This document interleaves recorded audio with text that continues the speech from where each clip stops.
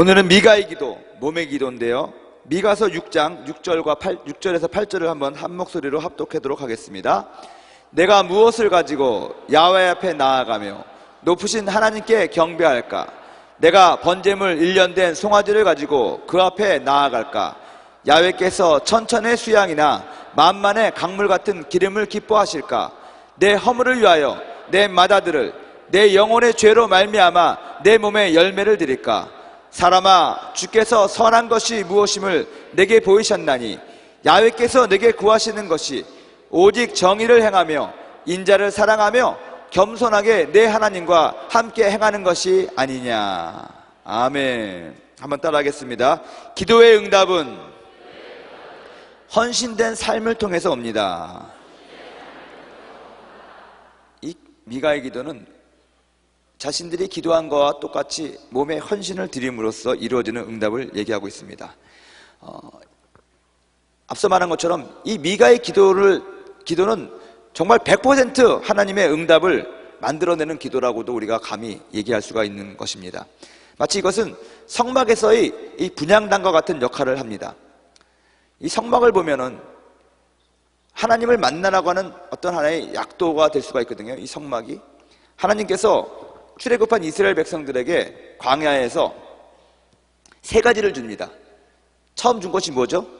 십계명. 두 번째 준 것이 뭡니까? 율법입니다. 율법은 몇 가지죠? 613가지입니다. 613가지 중에서 하라는 율법과 명령과 하지 말라는 명령이 있습니다. 제가 힌트를 드릴게요. 율법은 613가지인데 하지 말라는 명령은, 계명은, 율법은 몇 가지가 되겠습니까? 똑똑해요. 365가지입니다. 그러면 하라는 명령은, 계명은 몇 가지죠? 빨리 빼보십시오. 247가지가 하라는 거죠.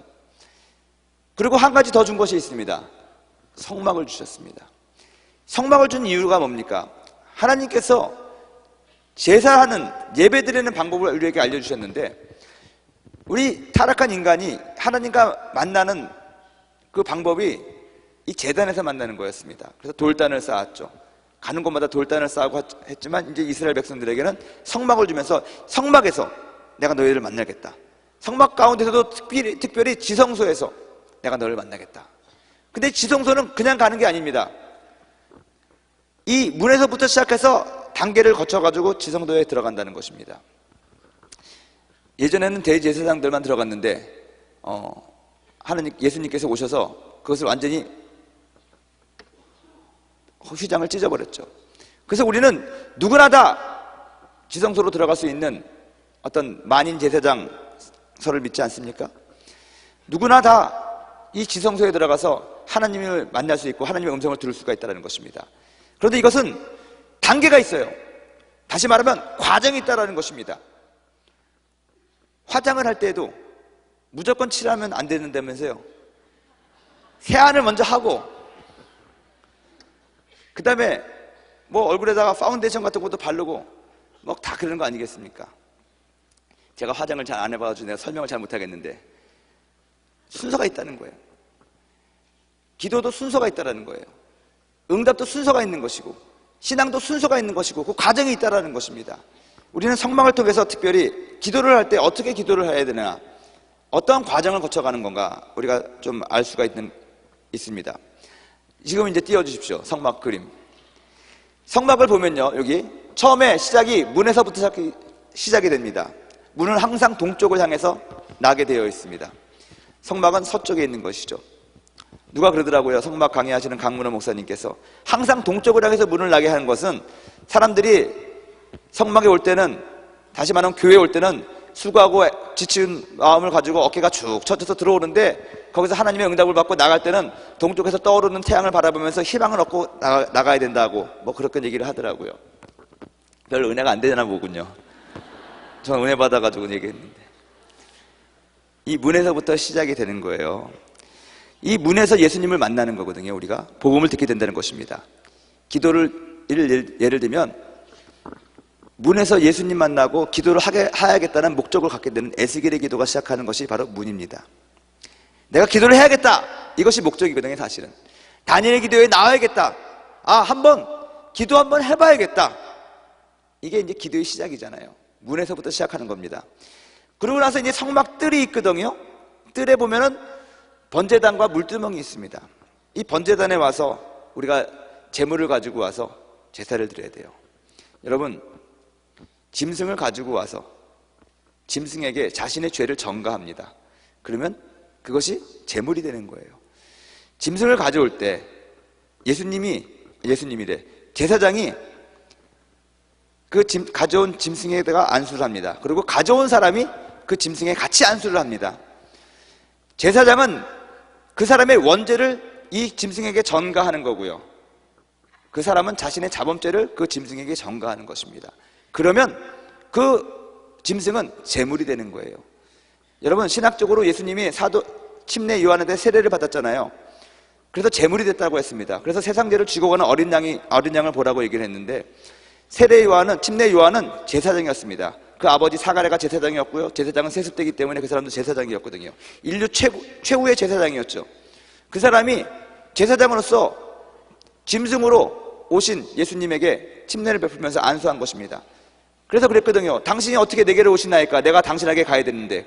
그랬더니 주님께서 하던 일을 계속 하라고 나한테 자신이 제사장으로서 안수하고요. 인류의 대표자로서 인류의 원죄와 인류의 자범죄를 다 주님 앞에 전가한 거예요. 그리고 예수님께서 물에 들어갔다가 나오신 것입니다. 그리고 온전한 제물이 되는 거죠. 그래서 그 예수님이 율법적으로도 완전한 제물이 되어서 우리들의 인류의 모든 죄를 짊어지고 돌아가시고 속죄된 것입니다. 아멘. 이 번제단에서 그런 일이 벌어지는데, 여러분, 지금 오늘날 신약에서는 저 번제단이 십자가입니다. 이 성막에서 가장 중요한 것은 번제단이에요. 왜냐? 우리들의 인생에 있어서 가장 중요한 것이 죄사함 받는 거기 때문에 그렇습니다. 아무리 성령 충만하고 아무리 하나님의 음성을 듣고 소용없습니다. 죄사함을 안 받으면 소용이 없는 거예요. 그래서 여러분, 가장 시급한 것은 우리 주변에 있는 사람들이, 내가 사랑하는 사람이 죄사함 받게 하는 것이 가장 시급한 것입니다. 근데 죄사함은요, 예수 그리스도의 십자가 말고는 없어요. 다른 복음은 없는 것입니다. 저는 그래서 요즘에 우리 교회에서 다시 한번 이 십자가의 복음이 다시 한번 설교되어지고 전파되어야 된다고 생각합니다. 내적 치유도 좋고 리더십도 좋고 아버지 학교 어머니 학교도 좋다 이겁니다. 근데 본질적으로 죄사함 받지 못한 그런 인생들이 아버지 학교 다니고 어머니 학교 다니고 리더십 훈련 받아도 소용이 없다는 것입니다. 먼저 죄사함 받아서 구원 받아야 된다는 것입니다. 십자가의 경험, 번제단의 경험이 있어야 된다는 것입니다. 여러분, 그 기도가 어떤 기도입니까? 한나와 야곱의 기도가 바로 그런 단계입니다. 여러분들이 기도할 때 가장 중요한 것이 그래서 야곱의 기도를 하는 거예요. 한나의 기도를 하는 거예요. 늘 예배와 기도를 땅에 떨어뜨리지 않냐고 철저하게 자신을 쳐고 하나님의 그런 용서함을 받는 그 기도가 매우 중요하다는 것입니다. 그리고 들어가는 단계가 뭡니까? 물두멍입니다. 물두멍은 어떤 거냐면, 이 성소에 들어가기 위해서는 물두멍에서 모든 것을 씻어야 되는 거거든요. 거룩하지 않으면 못 들어가는 데가 성소입니다. 근데 우리들을 하나님께서 어디로 불렀냐?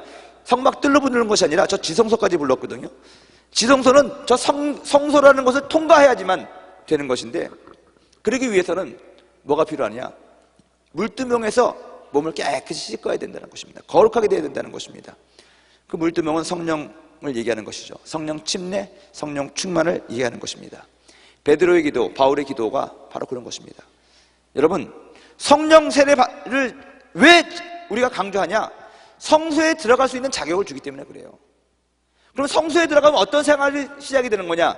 이 등대로부터 오는 빛으로 인도함을 받았거든요. 성소에서의 삶은 창문이 없습니다. 오로지 등대에서 비춰주는 그 불빛에 의해서 살아야 되는 것입니다. 움직여야 된다는 것입니다.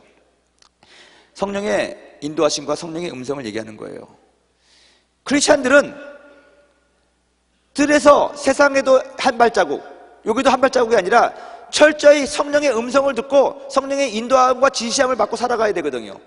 그러기 위해서 여러분, 우리가 기도하는 기도가 삭개오의 기도라는 거예요. 수가성 여인의 기도라는 거예요. 영이 살아야 되거든요. 그리고 하나님을 절대 신뢰해야 되거든요. 하나님을 어떻게 믿냐? 믿음으로 믿는 거예요. 하나님의 음성을 어떻게 듣느냐? 믿음으로 듣는 거거든요. 그럼 믿음으로 듣기 위해서는 우리들의 속사람인 영의 사람이 살아나야 되는 것이고, 여러분들이 지금 내 영이 어떻게 말하고 있는지 알아야 되는 것이고, 그리고 절대로 그것이 하나님의 음성이고 성령의 음성이고 내 속사람이 말하는 그 성령이 말씀하신다는 것을 신뢰해야 돼요. 절대 신뢰. 그래서 삭개오의 기도와 이 수가성 여인의 기도가 이 성령의 인도를 받는 같은 기도의 맥락이라는 것입니다. 그러고 나서 여러분 떡상으로 가죠. 떡상은 말씀을 의미하는 것입니다. 앞에도 안 보이고 뒤도 안 보이고 좌우도 안 보입니다. 고난이 있습니다. 욥의 경우죠. 근데 여러분 욥의 경우는요, 해도 안 될 것 같고 앞이 캄캄한데 오로지 붙잡을 수 있는 것은 주의 말씀이거든요. 정말 눈에는 보이는 것 없고 손에 잡히는 것 없어요. 주께서 오른쪽에서 일하시나 느낄 수 없고 왼쪽에 일하시나 내가 볼 수가 없는 것입니다. 하나님이 나를 버린 거 아닌가. 이 욥의 기도할 때 기도의 특징 가운데 하나가 뭐냐면, 기도에도 감이 없는 거예요. 감이 없는 거. 주야 했는데 좀 뜨거워져야 되잖아요. 손 들고 있는데 뭐 짜릿짜릿한 게 있어야 되잖아요. 하나도 없어요. 저도 목회하다 보면요, 어떨 때 막 성령 충만하게 말했는데 어쩔 때는 죄송한 얘기지만 믿음이 하나도 안 느껴지는데 설교할 때가 있어요.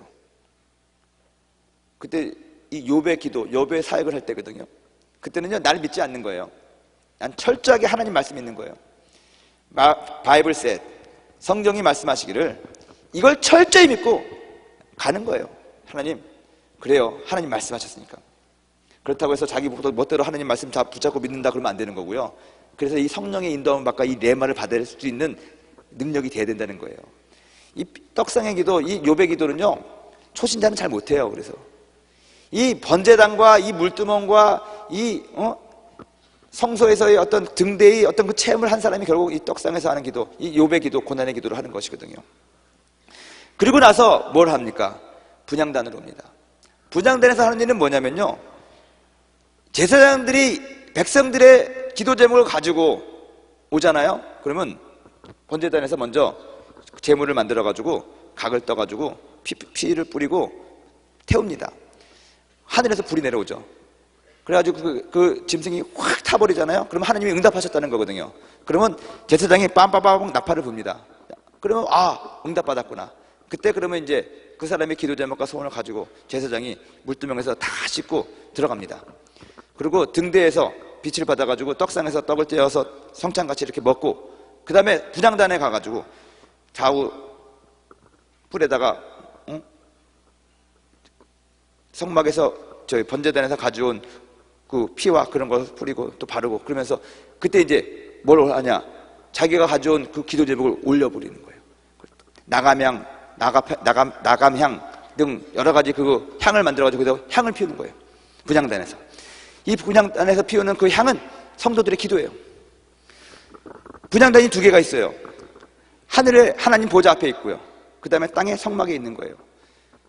그래서 땅에서 드리는 이 분향단에서 드리는 기도가 향이 돼서 쫙 올라가면 천사들이 하나님 앞에 있는 그 분향단에 쏟아넣는 거예요. 그래가지고 하나님의 그 성도들의 향을 받고, 이 계시록에 나와 있는 말씀이잖아요. 확 받고 또 천사들을 통해서 성령을 통해서 응답을 내려보내는 거예요. 응답은 어디로 오냐? 지성소로 오는 거예요. 하나님의 언약궤예요. 그래서 제사장이 그 지성소에서 들려오는 음성을 듣고, 지성소는 더 재밌는 거는 들어가면 창문도 없고 등대도 없어요. 깜깜해요.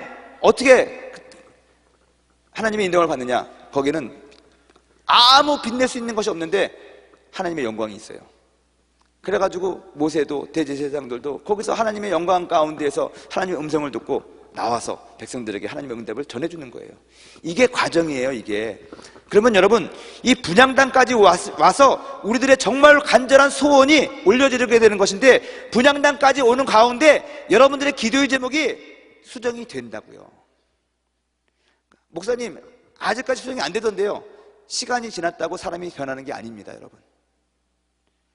나이가 먹는다고 어른이 되는 게 아니에요. 무슨 말인지 이해가 되시죠?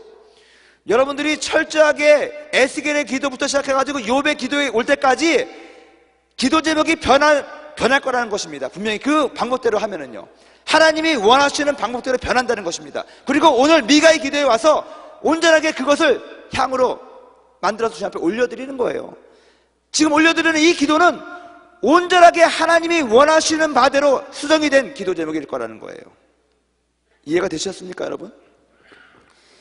근데 여러분, 제가 여러분들에게 하는 이 도전은 뭐냐? 이 분향단까지 오기까지 기도하는 사람들은, 신앙의 사람들은 수많은 과정들을 거치면서 불에도 들어갔다가 물에도 들어갔다가 어두운데 헤매기도 했다가 말씀을 붙잡고 주여 믿습니다. 근데 안 믿어지는데 어떡하죠? 말씀을 가지고 갈등도 하고 막 헤매고 있다가 분향단까지 결국 오게 되는 거예요. 어떤 사람은 저 문까지 오기까지 20년 걸리는 사람이 있고요, 문까지는 왔는데 번제단까지 가는 것이 10년 걸리는 사람, 20년 걸리는 사람이 있어요. 교회 출석을 했는데 제대로 된 회개를 하지 않는 것이죠. 번제단의 경험을 했는데 이 물두멍까지 가는데 또 그냥 3, 4년씩 걸리는 사람이 있는가 하면 금방 걸리는 사람이 있고 또 그래요. 그리고 이제 성소로 들어가야 되는데 성령 충만 받아도 이제 그 휘장을 걷고 성소로 들어가야 되는데 들어갈까 말까, 갈까 말까 망설이다가 1년, 2년, 3년을 건드리는 사람이 있어요.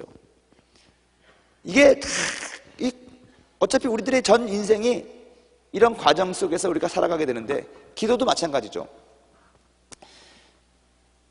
어저께까지 요배 기도를 했으니까 나는 요배 기도를 하고 있을 것이다 라고 생각하는 건 착각입니다, 여러분.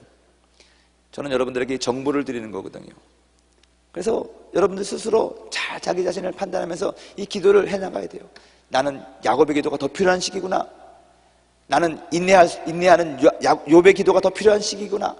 나는 더 간절함을 갖다가 주님 앞에 이끌어내야 되는 수르보니게 여인의 기도를 더 해야 되는 것이구나. 아무튼 이런 식으로 와서 이 미가의 기도까지 할 때 되면 여러분들의 기도 제목이 많이 빼지기도 하고 더해지기도 하고 많이 수정이 될 거예요. 근데 그 수정되는 그것이 하나님의 뜻에 맞게 되는 수정이 되기를 주님의 이름으로 축원을 드립니다. 성막의 문에서부터 시작되는 기도는 분향단에서 비로소 우리들의 소원을 간구하게 되는 것이거든요. 처음에는 제 경험을 얘기하면 에스겔의 기도 시작할 때처럼 하나님 이것도 주시고 저것도 해야 되고 꿈이 많았습니다. 기도 제목도 많았고요, 마음의 손이 많았어요. 근데 이 분향단까지 오다 보니까 하나님, 내가 옛날에 이걸 원했는데 이거는 아닌 것 같아요. 지워요. 이건 아닌 것 같아요. 아직까지 저도 마음에 여러 가지 이제 내가 하고 싶은 것들이 많이 있습니다. 그러다 보니까 이제 분향단 앞에까지 못 갈 때도 많이 있는 것 같은데, 중요한 것은 내가 정말 원하는 것을 하나님 앞에 내 소원을 간구를 알려드려야 되는 시기가 바로 이 미가의 기도 분향단까지 왔을 때거든요. 그 전까지는 뭘 하냐? 하나님의 뜻을 찾는 기도를 하게 되더라고요. 그래서 여러분들 몇몇 분들 가운데 저한테 이제 상담을 궁금하니까 막 요청하는데 사실 저도 잘 몰라요. 그냥 같이 지금 하나님을 경험하고 가는 거거든요. 근데 여러분보다 조금 내가 한 5분 정도 빨리 출발했기 때문에 여러분 바로 5분 앞에 거는 내가 좀 설명해 줄 수 있을 것 같아요. 그 5분은 뭐냐? 목사님, 왜 기도 제목이 없어지는지 모르겠어요. 근데 간구를 해야 되는데 기도를 막상 하면은 내가 원하는 기도가 안 나오고, 하나님 죄인이고 내가 죽일 놈이고 그런 기도가 나오는데, 목사님 기도 제목을 썼는데 그 기도 제목을 올려지지가 않고 그냥 감사하고 아니면 막 속상하고 화가 나고 막 그런 일이 벌어져요. 여러분, 그게 지극히 당연한 겁니다. 지극히 당연한 거예요. 그리고 정작 다만 내 비는 말 내 구주 예수를 더욱 사랑, 그러잖아요. 그런 기도 계속 하다가 정말 내가 원하는 그 기도 제목을 하나님 앞에 올려드릴 때는요, 이 분향단까지 와가지고 딱 드려지는 시기인데 처음과 많이 다를 경우가 많이 있더라고요. 하나님, 내 친구 저 인간이 학교 다닐 때부터 나갔다 슬슬 괴롭히고 아주 얄미워 죽겠는데 쟤보다는 먼저 승진하게 하여 주시옵소서. 근데 제가 먼저 승진했거든요. 하나님 열받아 살겠습니다. 왜 쟤는 승진시키고 나는 도대체 내가 뭘 잘못했길래 승진을 안 하는 겁니까? 내가 쟤한테 꼭 가서 결제를 받아야 되겠습니까? 부서 이동을 시켜주든지.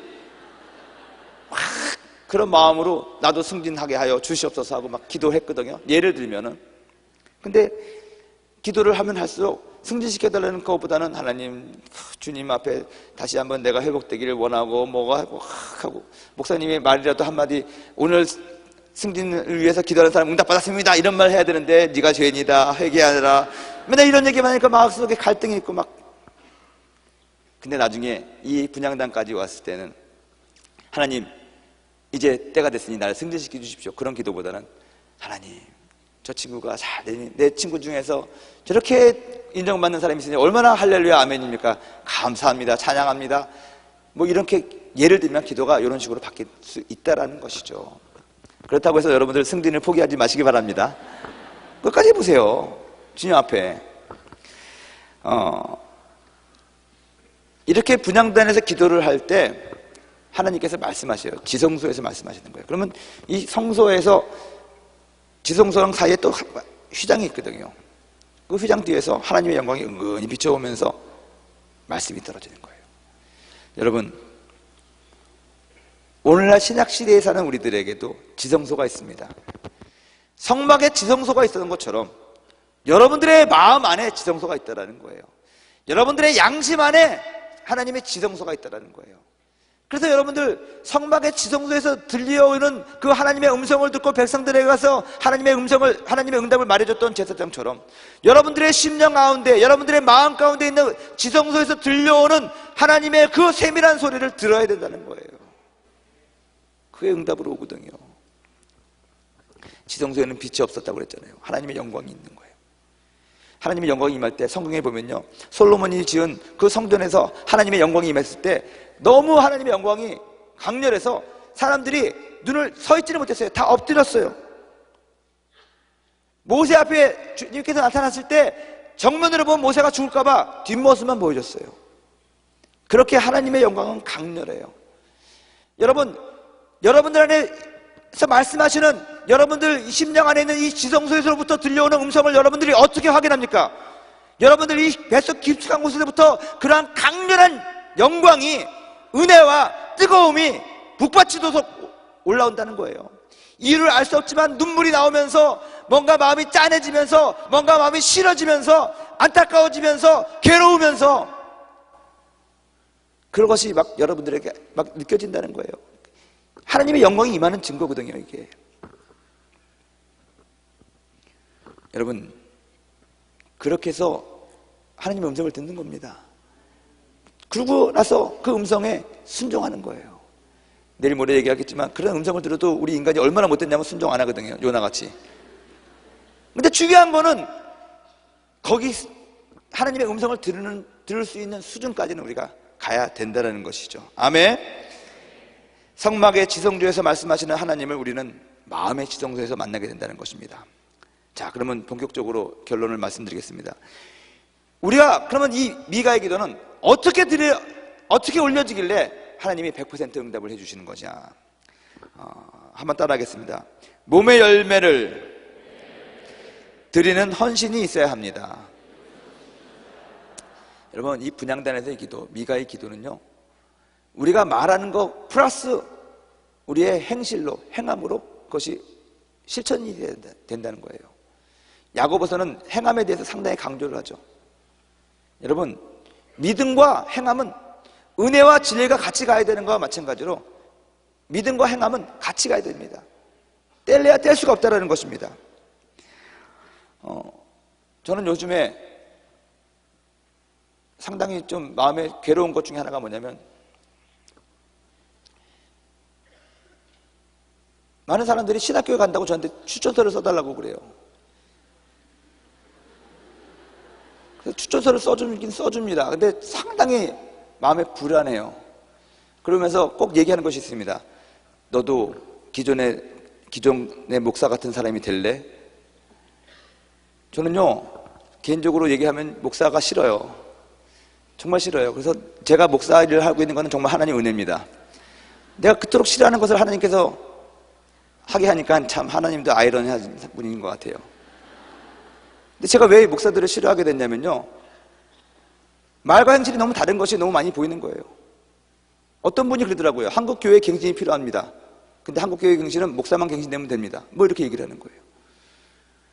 여러분, 이 종교인이 돼가지고 정말 말과 행동이 너무 다른 사람이 많다라는 것이죠. 여러분, 우리들도 보면은 그래요. 은혜를 사모해가지고 막 앞자리에 앉아가지고 막 하려고 그러는데 양보란 건 전혀 없어요. 오로지 자기만 아는 거거든요. 제가 어느 자매한테도 내가 한번 얘기를 한 적이 있는데, 기도원에서 성령대망회 하는데 제가 처음에 대교구장 갔을 때는요, 사람들이 저를 몰랐어요. 잘 30대인 줄 알았대요. 정말로. 그런 사람이 앞에 다 앉아있으니까 그냥 은혜 받으러 온 사람이겠지 했나 봐요. 그래서 앞에 앉아있다가 이제 순서가 되면 올라가려고 그랬는데, 뒤에서 어떤 집사님처럼 보이는 분이 갑자기 나를 갖다가 탁 밀치더니 내 앞에 있는 물을 갖다가 발로 착 찼어요. 일부러 그런 건 아니지만 물이 다 쏟아졌거든요. 근데 힐끗 보더니요, 그 물을 주스을 생각도 안 하고 미안하다는 말도 안 하고 갑자기 앞에서 커다란 엉덩이를 내 앞에다 대놓고 알랄랄랄랄 막 그러는 거예요. 그래가지고 내가 하도 기가 막혀가지고 뭐 저런 게 다 있나, 너무 불쾌한 거예요. 그래서 그래도 제가 대교구장인데 좀 이따가 설교해야 되는데 참아야지. 그리고 참고 있다가 있는데 우리 전도사님이 보고 화들짝 와가지고 목사님 어쩌고저쩌고 괜찮다고. 그래가지고 내 설교를 한 적이 있어요. 그러면서 마음속에 늘 찝찝한 거예요. 야, 참 어떻게 하나님 앞에서 저렇게 알랄라 뚜뚜 하면서 옆에 사람들은 어떻게 저럴 수가 있을까.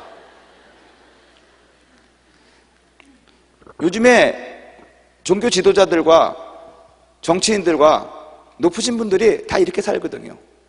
자기의 체면과 자기 어떤 것을 위해서는 그럴싸하게 얘기하지만 실질적으로 그 껍데기를 뒤집어 보면 말도 안 되는 도덕성과 말도 안 되는 우스꽝스러운 그런 모습으로 살아가고 있는 것을 우리가 볼지 않습니까? 전 그래가지고 참 슬픈데, 특별히 우리 예수 잘 믿는다고 하는 사람들이 말과 행실이 너무 다르거든요. 목사님들은 구제 안 해요. 구제 많이 하겠지만 제가 아동결혼 그거 할 때도 한 달에 3만 원 내면 아이들 공부시킨다고 하면은요, 성도들한테는 많이 하라고 그러면서 자기는 안 해요. 어디 가서 밥 먹으면 절대로 돈 내는 일 없어요. 그건 안 되잖아요. 그게 하나의 문화가 됐다면 그건 바꿔야 되는 거 아니겠습니까? 나쁜 문화니까요. 원래는 그렇지 않았거든요. 원래는 안 그랬는데 이게 자꾸 이러다 보니까는 하나님을 사랑하는 마음은 너무너무 강한데 하나님을 예배하고 싶었고 하나님으로부터 오는 그런 은혜만 받기 원했지 그 은혜를 나눠주기가 싫은 거잖아요. 여러분, 하나님은요, 우리들을 왜 부르셨냐면 세상으로 보내시기 위해 부르셨어요. 우리들을 축복해 주시는 이유는 세상을 축복해 주시기 위해 우리를 통해서. 그래서 마태복음 22장에도 하나님을 사랑하고 마음과 뜻과 정성을 다해서 내 이웃을 내 몸과 같이 사랑하라고 그랬어요. 근데 우리는 정작 하나님 사랑합니다 하는데 이웃을 사랑하는 건 없는 거거든요. 여러분들 예배드리라고 그러면 기가 막히게 와가지고 벌써 1시간 전에 와가지고 찬양하고 예배드리는데, 자 이제 나가서 우리들의 가진 것을 사람들에게 나눠주자라고 하면 아무도 안 간다는 거죠. 여러분, 진짜 예배는 여러분들의 세상 가운데서 살면서 여러분들의 직장 동료로부터 여러분들의 가족으로부터 인정받는 그것이 예배라는 거예요. 여러분, 노래 잘한다고 예배가 아니거든요. 말씀 시간에 졸지 않고 아멘 잘한다고 예배 잘 드리는 게 아니거든요. 너희도 들은 대로 가서 행하라고 그랬거든요. 행해야 되거든요. 오늘 성경에 미가가 뭐라고 얘기를 합니까? 내가 무엇을 가지고 야훼 앞에 나가며 높으신 하나님께 경배할까? 내가 번제물 1년 된 송아지를 가지고 그 앞에 나아갈까? 야훼께서 천천의 수양이나 만만의 강물 같은 기름을 기뻐하실까? 여러분, 우리는 물질 봉사 많이 하고 시간과 모든 걸 들여가지고 하나님 앞에 충성 봉사하면 하나님이 기뻐하실 거라고 생각하고 있는데, 여러분, 그게 아니에요. 내 영혼의 죄로 말미암아 내 몸에 열매를 드릴까? 사람아, 주께서 성안한 것이 무엇임을 내게 보이셨나니 야훼께서 내게 원하시는 것은 우리 정의를 행하며 인자를 사랑하며 겸손하게 하나님과 함께 행하는 것이다. 여러분, 말로만 주여 주여 하지 말고 우리들의 삶의 행동에서, 행실에서 하나님 사랑하는 증거를 보이라는 거예요. 몸의 기도를 드리라는 거예요. 여러분들의 육신을 쳐서 복종시키면서 여러분들이 기도하는 것처럼 여러분들도 살라고 말씀하는 거예요, 여러분. 이게 미가의 기도라는 거예요. 공의를 행하라고 합니다. 여러분, 공의를 행하기 위해서는 뭘 해야 됩니까? 계명을 지켜야 돼요. 10계명 지킨다고 구원받는 건 아니지만 10계명 다 지키면 구원받겠죠. 근데 뭐 그걸 지킬 사람이 없잖아요. 그래서 예수님이 다시 다 그 율법과 그것을 완성시켜 준 것인데, 그럼에도 불구하고 우리가 그 계명을 무시하면 안 돼요. 하나님께서 우리에게 주신 계명대로 살아야지 공의를 이루며 살아가는 거예요. 진리와 은혜가 함께 간다는 거예요, 여러분. 두 번째, 인자를 사랑해야 된다고 그래요. 사람을 사랑하라는 거예요. 사람의 허물을 덮어주라는 거예요. 제가 좀 전에 오기 전에 제 카톡 아이디가, 카톡에 쓰여있는 문구가 사랑을 결제하는 목사 그거거든요. 근데 어떤 자매님이 목사님 정말 사랑을 결제하는 목사입니까? 라고 묻더라고요. 그 짧은 말에 제가 생각을 많이 했습니다. 사실 단일 기도 요거 준비하느라고 기도하고 있었는데 대답을 늦게 하려고 그랬었는데 그 생각하는 바가 많이 있었어요. 내가 왜 그런 그런 글을 썼냐면, 조그만 교회 담임 목사로 갔는데 가는 둘째 날 어떤 성도가 저한테 밥을 사줬어요. 목사님 식사를 대접했습니다. 밥을 잘 먹었습니다. 그 다음 주에 결제가 올라왔어요. 지출결에서.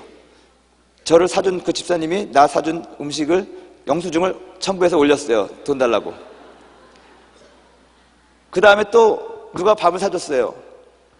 밥이 아니다. 그때는 집에 필요한 어떤 집기들을 갖다가 사가지고 왔어요. 감사합니다. 그런데 그것이 일주일에 또 영수증이 올라와요, 나한테. 담임 목사가 하는 모든 것은 성도들이 도와주는데 교회로부터 다 청구를 받아가는 거예요. 그 마음이 불편했어요. 다시는 누가 나한테 밥 사준다 그러면 나는 안 먹는다.